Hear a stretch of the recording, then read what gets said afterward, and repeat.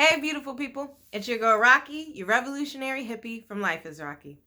And today on my, I don't know what episode, of my Becoming a Feminine Woman series, please subscribe. I wanted to talk about something that I just talked about on the It's a Real Podcast YouTube channel. The link is in the description box below. Please subscribe. I do Rocqi's reactions on that channel where I react to videos. And in that episode, I think it's called Women Don't Respect Simps. So check that out as I'm reacting to one of the It's Complicated videos. So check that out. But I wanted to come over here and explain a little bit more. So a lot of Black women have, and I had it too when I was younger, yes, have this, I want a man who can handle me. I want a man who can put me in my place mentality.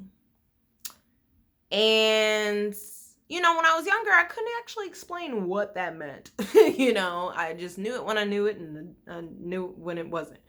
But now, because I'm a licensed therapist and shit, I realized that, and also in a healthy relationship for the first time in my life, I realized that what that meant was I want a man who is balanced in his masculine energy, able to assert his boundaries and enforce those boundaries with me. So that happened with my life partner.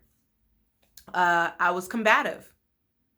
He would refuse to argue. He would walk away. When I would snap at him and I may talk to him with a tone or say some shit, he would give me first, I forgot what he said in the beginning. He said something like, you're not talking to me that way, or something like that. I really can't remember. It's been a journey.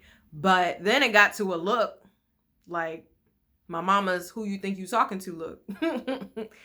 And because I'm trying to grow and be the best version of myself and be a better partner, there was awareness in those checks, in those, this is my boundary. You're not going to disrespect my boundary because I will walk away. There was awareness in, I can't treat him like this.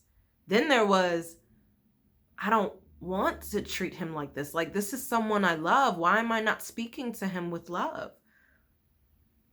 And I honestly recognize that more with one of the Red Table Talks with Will Smith and Jada, when in the very beginning, not all this craziness that's happening recently, but the very beginning, when I think Jada cursed him out in front of company, and he was like, you're not gonna curse at me? And she's like, what the fuck ever? And he was like, all right, we're done. And she was like, are you serious? And he's like, yeah, I'm not dealing with this shit. And that is a check. That's a putting me in my place. That's a, this is my boundary. You will respect it or you will leave. That is that. And what I was saying on the Rocqi's reactions video is that's the difference with simps and men that women want. It's that the simps don't have boundaries. They don't have respect for themselves to assert their boundaries and make sure that the people in their life they're choosing to be in their life are respecting their boundaries. So yeah, and it's not even the man is forcing anything. It's more so we don't have an option. If I want to be with him, I have to respect his boundaries. And again, I think you should respect everyone is human beings and life forms. So if someone what does it say about you that you want to take advantage of someone? What does it say about your character, your morals, your values? If you say, hey, here's this guy who's taking care of me, giving me gifts, paying for all this stuff. He's listening to when I have emotional stuff going on. I'm able to call him and spend time with him. And he's just really there and present and compassionate for me. And I'm willing to take advantage of him. I'm not willing to have sex with him, and I don't inform him of that. What does that say about you as a person? Because yeah, I'm looking at you sideways. Because yeah, be upfront about your shit. If you don't want to have sex with him, tell him. If you want a relationship, tell him that too. But But yeah, like, ugh. But yeah, so when with my partner, it was like, yeah, I want to speak to him with love. And Will was like, because Jada's mom was like, how do you do this? If you're angry, how do you not have arguments? And this is where I would say, and I'll probably put a link in the description box below, within our healthy relationship series on the It's a Real Podcast YouTube channel. Please subscribe, and then also subscribe to Life is Rocqi. Subscribe. Links in the description box below for all of it. But yeah, in our healthy relationship series, we talk about communication and conflict resolution, because like, yeah, sometimes you need prepared statements for those moments where it's like, what we'll say, I'm incapacitated. I'm unable to speak to you in the way that you deserve, so I need to walk away. You know, like sometimes, yeah, you got to prepare statements for those moments where you are pissed. Like, because you don't want to attack them. You don't want to project your emotions onto them because you love this person. Like, if you love this person, why are you tearing them down? If you love this person, why are you being upset now an attack on them? Even if they were the one that made you mad, like, that's not healthy. Like, one, you're escalated. What is going to happen? They're going to get defensive, and then they're going to escalate, and then it's just escalate, escalate, escalate. And where is the solution there? Did you actually get what you want? Were you heard? And this is what I do in my parenting classes when they be talking about yelling at their kids. Like, let me ask you, adults, if somebody is in your face yelling at you, are you listening? Are you being understanding? Are you trying to find a solution? Or are you getting escalated yourself? So within a healthy relationship, you got to go manage your emotions, ladies. So for me, that means walking the fuck away. So if I realize, and I've gotten a lot better at understanding my emotions, managing my emotions. I have a lot of anxiety. I had a lot of expectations. So those were the things that would accumulate to me, spazzing on them, and kind of being combative and stuff like that. That was my shit. So once I recognized it as my shit, I would go away and be like, let me understand my shit.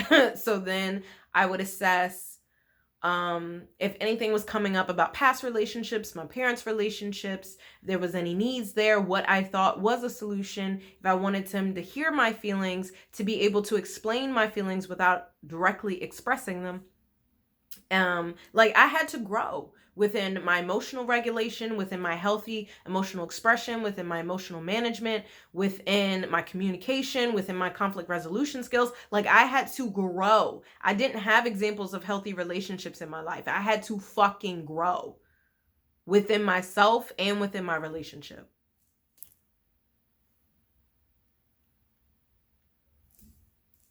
Like, what's the alternative?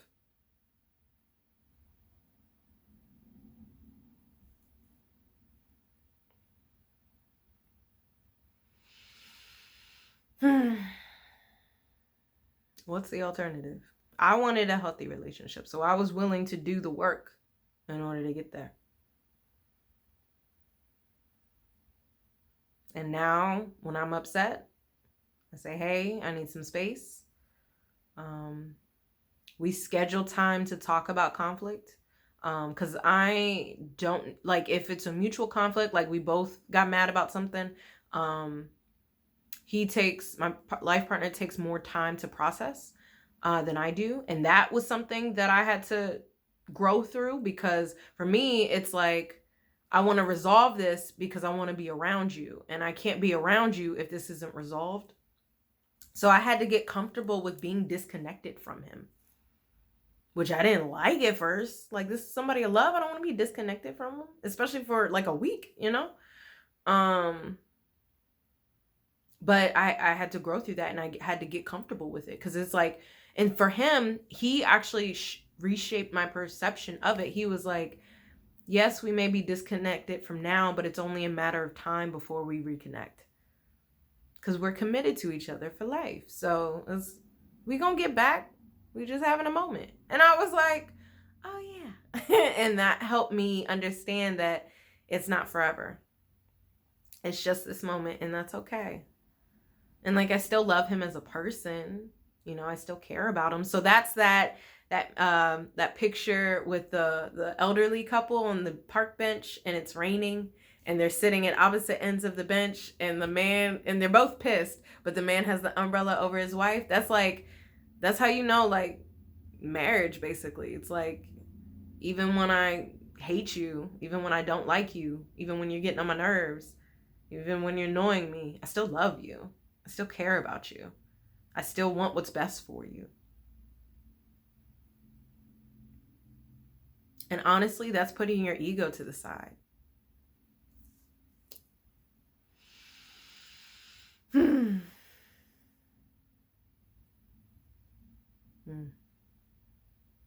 But yeah, I'm glad my man enforced his boundaries with me, because I needed to grow. And I think, what would happen if more women did that emotional growth work prior to their relationships? Now, again, everybody needs to grow because we've all experienced trauma. So men also need to get in the habit of asserting their boundaries. And if someone is not respecting your boundaries, enforcing them by sometimes changing your interaction with that person. You know, like, that might be the solution, you know?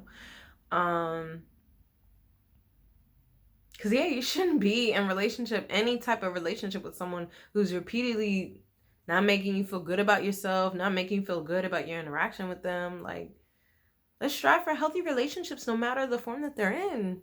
You know, family, platonic, work, any of it. And I'm glad that I've grown from I need a man who can handle me. Because, one, it's like, what did we think that meant? I need a man who can handle my combativeness. I need a man who can handle me going off on him. I need a man who can, like, shut me down so I stop doing that. Like, where's our individual responsibility for our growth? Why are we relying on someone else to do that for us?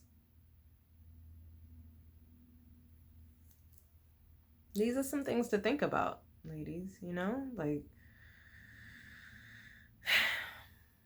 again, what are you doing for yourself?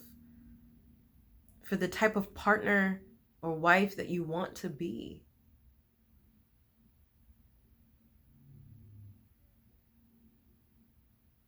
I did my work, and I'm continue to doing it. I'm in a lot better place. He's very thankful now. But yeah, these are some questions you need to ask yourself, some work you need to do if you want a man. You know, if you single and happy, this doesn't apply to you. Live your best life. But if you that strong, independent, and lonely woman, you might want to consider these things. I'm just saying. But thank you so much for listening to Rocqi and my Becoming a Feminine Woman series on Life is Rocqi. Please subscribe, help me grow my channel, and grow yourselves. Peace and love.